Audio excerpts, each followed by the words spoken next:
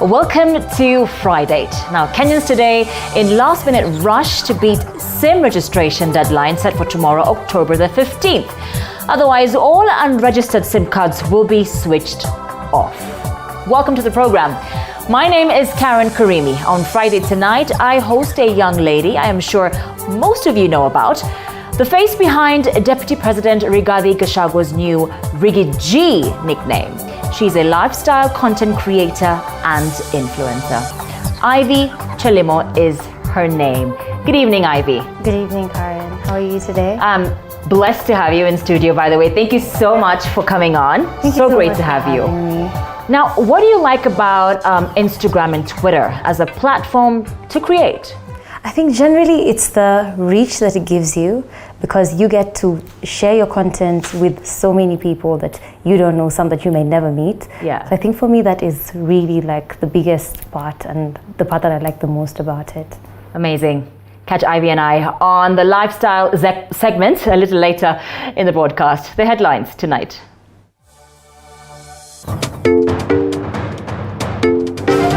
Tonight, legal fraternity divided over move by the DPP to flip on Moses Lenukalal's case. Kenyans will make a lot of noise that the director is going overboard. The powers of the director public prosecution are one, he cannot be directed by anybody. The lawyers say it will lead to a flop in public confidence in the criminal justice system.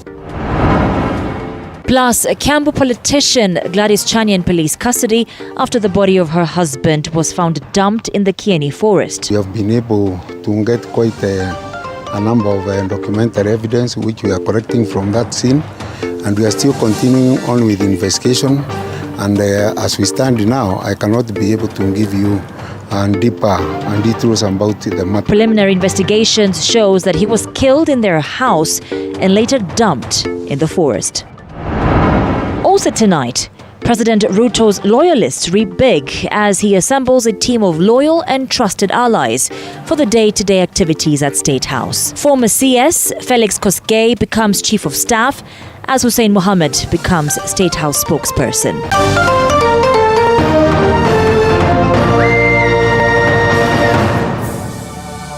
Welcome to Friday. My name is Karen Karimi. Now to our top story, detectives have arrested politician Gladys Chania, who unsuccessfully vied for the Kiambu woman representative seat in the last general elections, as the main suspect behind the death of her husband, engineer George Mwangi.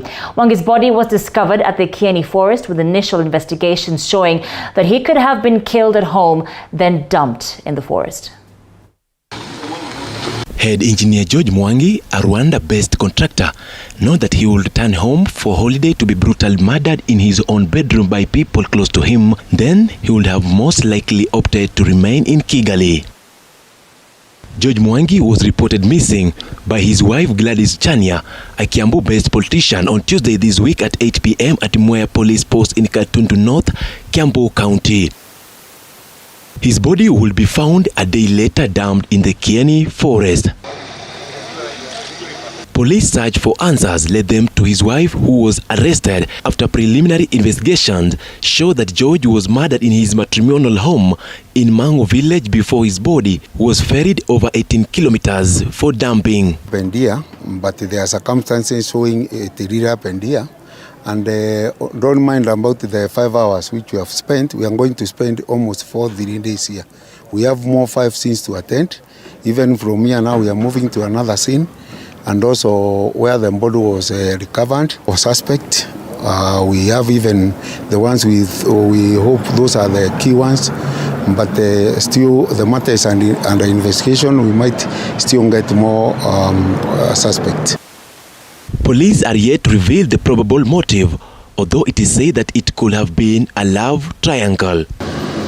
Detectives based at the Crime Research and Intelligence Bureau and the Homicide Department combed the scene of the murder have recovered some of the murder weapons used to kill the Rwanda-based engineer hidden in the master bedroom.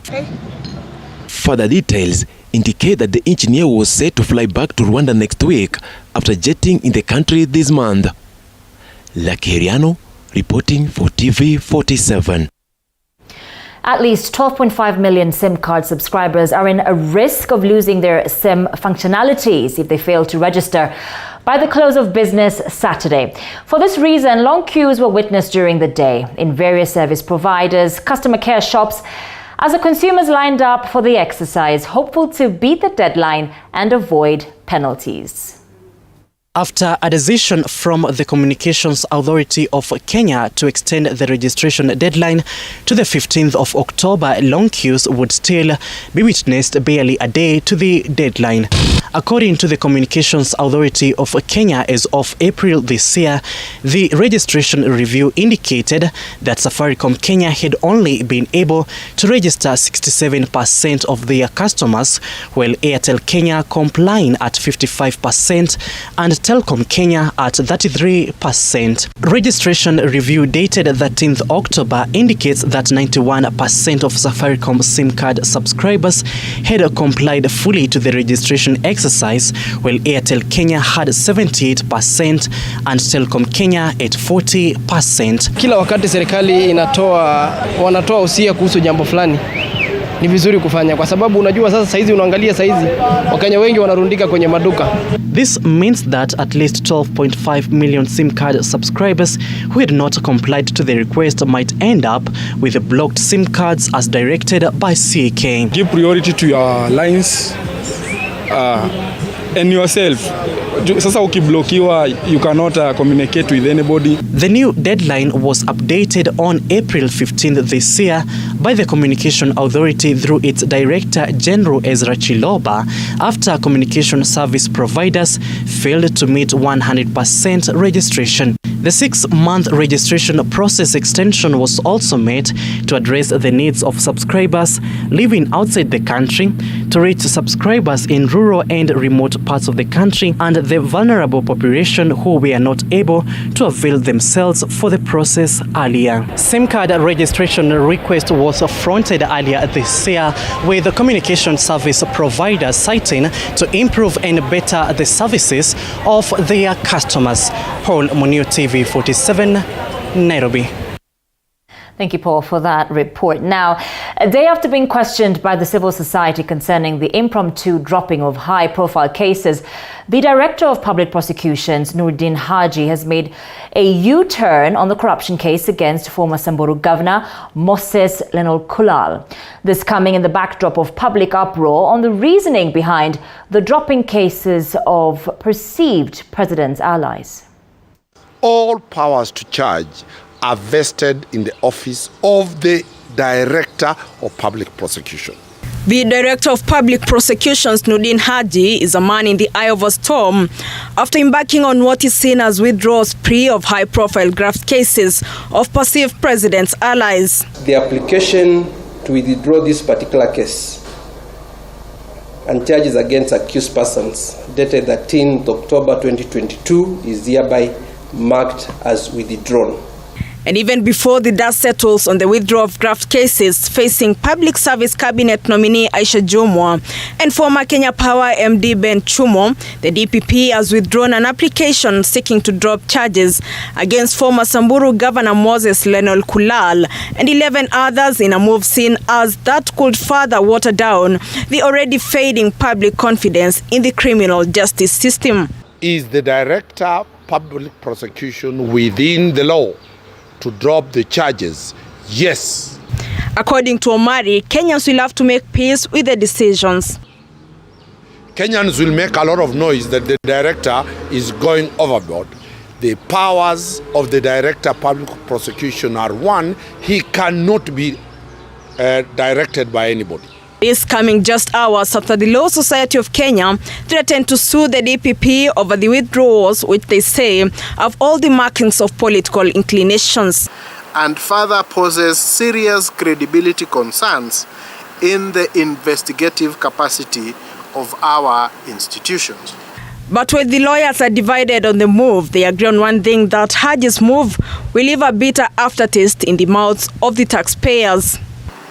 The society therefore calls on the DPP to publicly reveal the reasons for the discontinuation of the cases. There is no place you can challenge the discretion of the Director of Public Prosecution on whatever matter that is criminal. Haji's move is already having a ripple effect, with a section of leaders from the western part of the country demanding that the withdrawal fever also extends to Sirisia Member of Parliament John Waluke, who found himself on the other side of Haji's move and is currently in jail after the High Court overturned his acquittal in the 313 million graft case. And the speed with which they're being dropped, these guys there's no even shame in pretending. They could have been dropped gradually.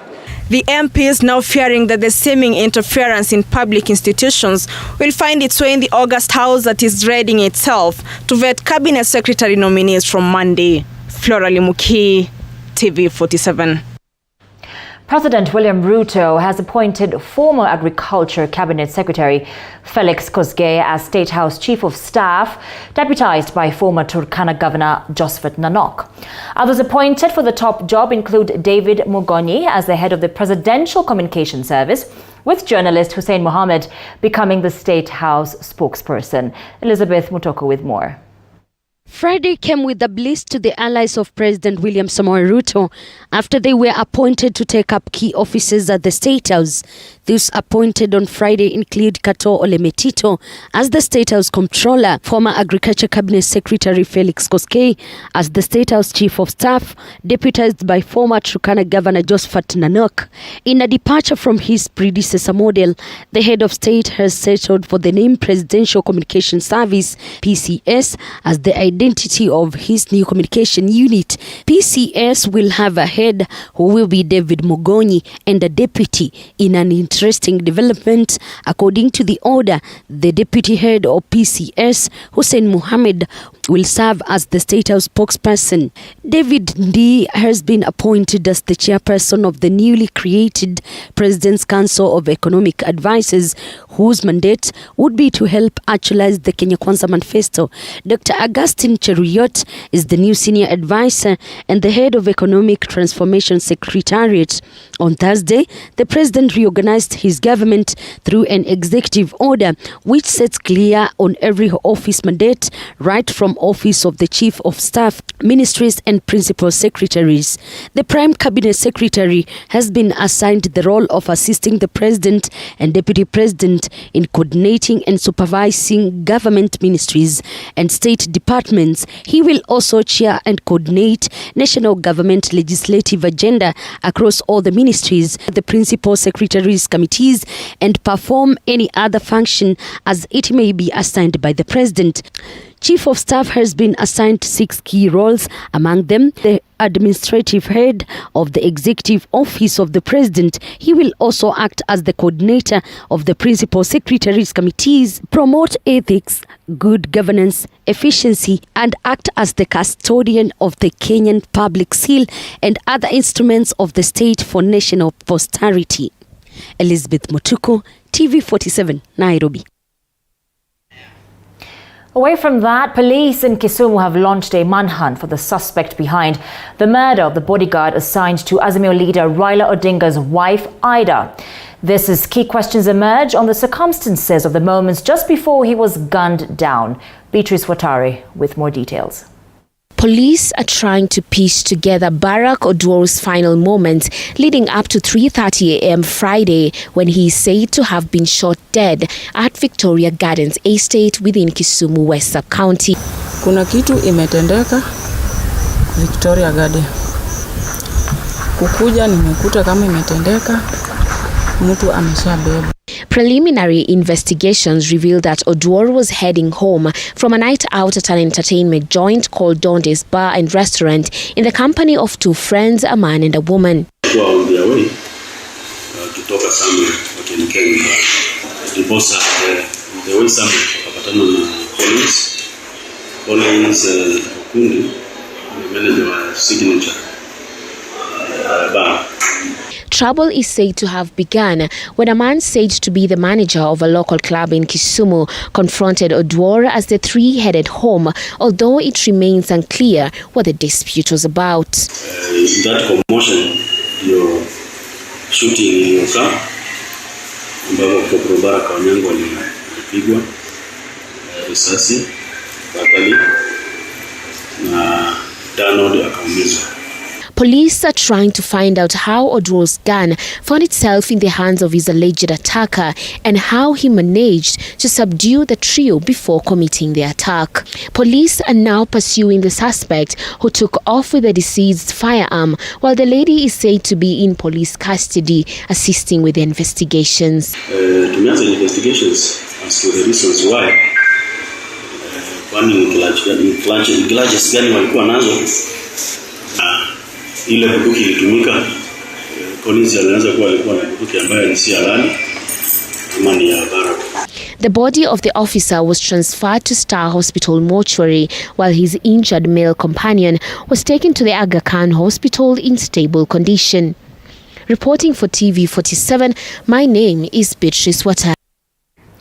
Also tonight, lawyer Philip Murgor has called for fresh investigations into the murder of Danish billionaire Tob Cohen, following revelations by a senior inspector of police at the DCI, who now says former DCI boss George Kinoti duped him into signing the affidavit linking Court of Appeal Judge Sankale Kantai to the murder of Tob Cohen. Cohen's family lawyer Danstan Omari has strongly criticized Gashomo's latest remarks, saying it is a plan to clear the judge of all charges in the murder case. Elizabeth Atieno now reports. The murder case of Dutch national Tob Cohen has today taken a fresh twist after revelations that senior DCI officer John Gashomo reportedly made a U-turn on his earlier statements linking Judge Sankale Kantai to the murder.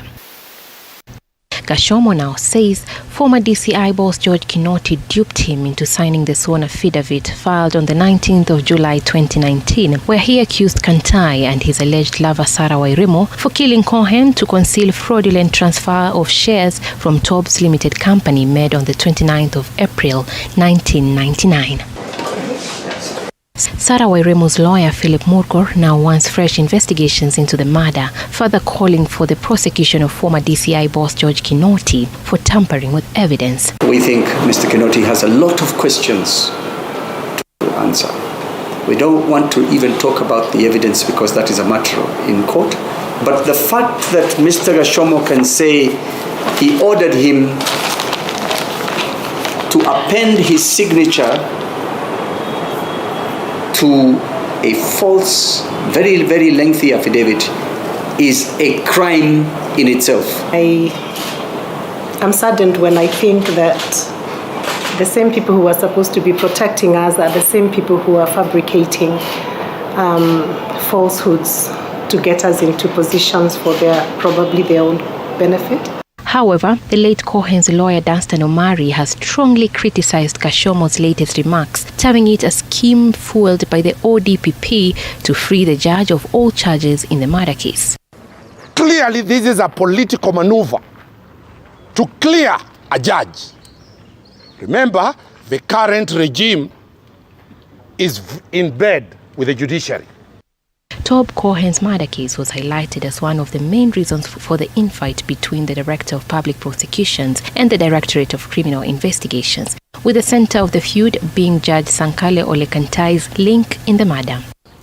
People were promised to apply to get the jobs of the Director of Criminal Investigation. The officer who has sworn this affidavit applied for the job. Too bad he was not even shortlisted. Cohen's missing body was found on the 13th of September 2019 in a septic tank at his Kitusuru home in Nairobi. Post-mortem examination revealed he was repeatedly hit with a blunt object on different parts of the body and suffered serious multiple injuries on the right side of his head, ribs, diaphragms, and face. His wife Sarah Wairimo was charged with the killings allegedly committed between July 19th and 20th in the year 2019, an accusation she denied. Elizabeth Atieno, TV 47. Family and friends of the late former Member of Parliament for Anabkoi constituency, William Chepkut, have eulogized the former fallen MP as a jovial and witty character who ought to be emulated. Cheptaboit attended the service and now files her report. A moment of grief, sadness and mourning. Family and friends of the late former Member of Parliament for Ainabkoi, William Chepkut, held a requiem mass here in Nairobi, a firstborn to Esther Chirchir, who says he was all a mother would ask for in a son. The family was unable to hold back their tears. He could have won this election, but he was sick.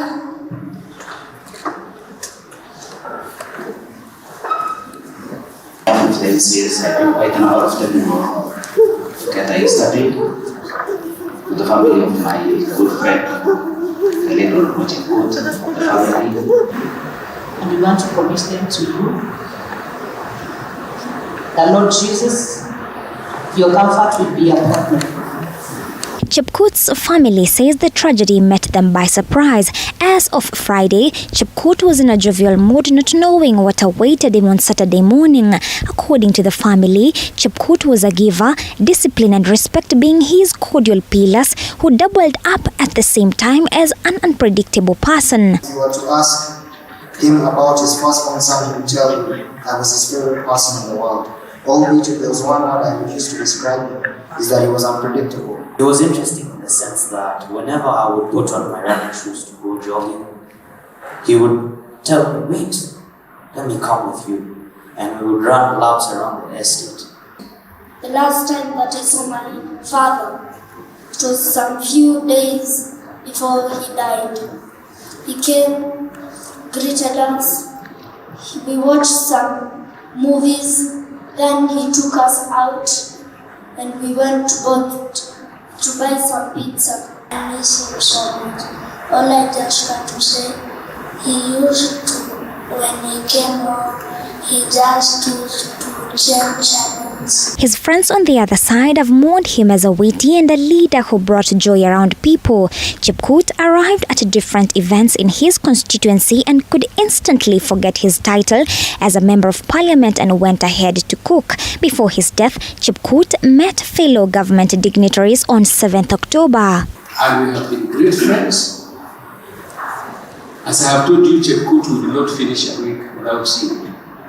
Yet, genuine love for his people. And he never hid that. According to the family, the late's health deteriorated in 2020. In July 2021, he got an accident in a city hotel, resulting in a knee fracture. Chepkut has been in and out of hospital, undergoing different surgeries, and finally succumbed to blood clot. I pray that you will send friends and family. The deceased was expecting a job as an ambassador to Sudan, according to his family and friends. Chepto Boit TV 47, Nairobi. May he rest in peace. Now, a large number of pastoralists from Marsabit County have now turned to fishing as the drought situation continues to ravage the region. The move by the pastoralists to become fishermen has been necessitated by the fact that they have lost all their livestock to drought. Almost every village in Marsabit County has been affected, among them Ileret in North Hor constituency. Our Marsabit correspondent Michael Quena was in Ileret and filed this following report. It is a journey of approximately 500 kilometers from the county headquarters in Marsabit town. Bumpy roads through the Chalbi Desert to Ileret town at the Kenya-Ethiopia border. Thousands of people here have got nothing to eat and are largely depending on relief food for survival. The saying that the only permanent thing is change is epitomized in this area, as members of the Dasanach community have been pushed to practice fishing in an area where pastoralism is a way of life and even livelihood. This is after hundreds of thousands of livestock succumbed to the effects of the ongoing drought that has wreaked havoc in the entire region. Sasa mifugo kuisha, wale vijana walikuwa wafugaji wamerudi wapi? Wamerudi Bari. Hata kama wamerudi Bari, hawajui mambo ya uvuvi. Even as pastoralists now shift their focus to fishing in Lake Turkana, the effects in the lake are evident, as Lorian Longole explains. Sasa kuna shida ya samaki. Na bei ya samaki, imagine, bei ya samaki moja ni shilingi 10. The little livestock left and their owners will start being ferried to the nearest water points after the county steering committee approved the proposal in a bid to cut costs on constant water tracking, according to the county commissioner Paul Rotich. na tunaonelea ya kwamba kwa vile hawa raia wamepoteza mifugo zao na wako mbali na mahali kuna maji ama chakula, itakuwa vyema kama wanaweza tolewa pale, waletwe mahali ambapo wanaweza pata usaidizi kwa urahisi. Statistics from the National Drought Management Authority NDMA in Marsabit County shows that at least 250,000 people are in dire need of humanitarian assistance. The current drought situation has seen a number of local organizations in the county stepping in to distribute food to the affected families, with at least 800 being in dire straits in Ilret Ward. Tumewapatia chakula ambaye inawatosha kwa miezi moja kwa nyumba moja, na katika maisha yao wafugaji huwa wanasaidiana, wanagawana hii chakula kwa vile msaada hii haiwezi kufikia kila mtu. The biting drought has also seen a large number of learners dropping out of school in search of food and water. The ravaging drought has seen a surge in the number of malnutrition cases among children under 5 years in the county, a situation that has pushed county government to plead for help from non-governmental organizations. Michael Kwena, TV47 in Marsabit County. Now, data from the Ministry of Foreign Affairs shows that at least 90 Kenyans have died in the Gulf in a span of 2 years. This translates to at least 3 people per month. Most of the deaths have been recorded in Mombasa County. Our coast-based reporter, Portonila Goren, visited families of those who lost their loved ones. Here's her report. For months, we have been covering stories on the plight of Kenyans in Saudi Arabia. Mombasa County has been the most affected. We have witnessed families breaking down in tears. Some have lost their spouses, others sons, daughters, sisters and mothers. We have embarked on a journey to Kiembeni area in Kisauni constituency here in Mombasa County. We have information that a young mother of 3 has just arrived from Saudi Arabia after being rescued. Here we meet Kazo Karisa. She tells us she has worked as a domestic worker in Jeddah, Saudi Arabia for only 3 months before being ill and unable to seek proper medication. She says if she wasn't rescued, the story would have been different. Nilikuwa nimejulisha family nyumbani kwa mimi ni kweli, lakini nina shida hii na hii. Hata mkisikia amekuwa mambo mengine sahi wanasema anataka kunipeleka operation na sina mtu wa kunisimamia na hali yenyewe niko ni mbaya. Na agent nimemweleza kila kitu, anasema nibaki huko. Naomi Charo, a trained ECDE teacher and a mother of 2, left the country for greener pastures after she was unable to meet her financial responsibilities. Just like other survivors, Charo did not know what awaited her. She tells us she survived harassment and torture in Mecca, Saudi Arabia, where she had gone to work as a domestic worker. Charo says she overheard her employer's conversations about an alleged plan to end her life. She says she became worried and contacted her agent, but instead, she received a severe beating. Yule manager wa hiyo ofisi alisimama, akanipiga makofi, akanipiga mateke. Anasema, wewe, kwani unasema hivyo? Kwani ulikuja Saudia wewe ufanye kazi ama uje uliwe? Nikamwambia sasa mimi sijui, ni hawa wanaongea na nimesikia. She decided to further communicate with a Kenyan recruitment agent, but still she found no help. Nikaikabidi ni communicate pia na ofisi ya huku Kenya ile ambayo ilinipeleka. Nikawaelezea. Akaanza kuniambia wewe unaanza uoga. Hasa si ni uoga, kwani ulitolewa kwa hiyo nyumba? After 11 months of suffering, she was finally rescued after a Kenyan family with the help of non-governmental organizations piled pressure on the agents.